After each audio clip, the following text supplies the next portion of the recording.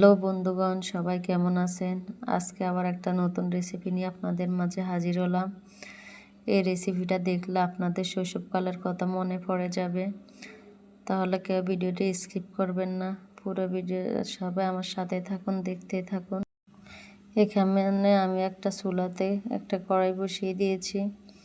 কড়াইতে এখানে আমি 1 কাপের মতো চিনি দিয়ে দিয়েছি। চিনিগুলোকে একটু নেড়ে ছেড়ে এখন আমি পানি অ্যাড করে দিব।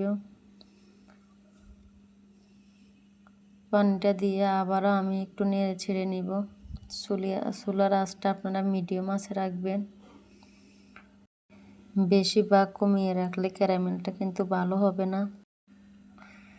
এই যে দেখুন ক্যারামেলটা হয়ে গেছে আমার। ক্যারামেলটা হয়ে গেলে এখানে আমি 1/2 চামচের মতো খাওয়ার সোডা দিয়ে দিয়েছি। খাওয়ার সোডাগুলো দেওয়ার পরে আবারও ভালোভাবে একটু নেড়ে ছেড়ে নিব।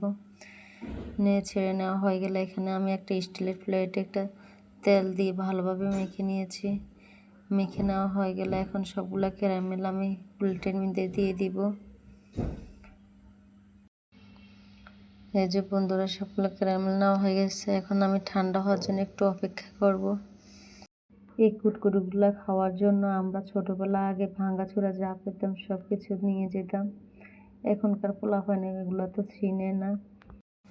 গ্রামের পোলাপাইনে তাও মোটামুটি চিনে, শহরের পোলাপাইনে তো চিনে না। এই কারণে আজকে আমি বাসায় বানিয়ে নিলাম। আমার ছেলে মেয়ে তো মহা খুশি দেখে, আম্মু এগুলো কই থেকে বানিয়েছ? ওরা তো চিনে না এখন এগুলা কি।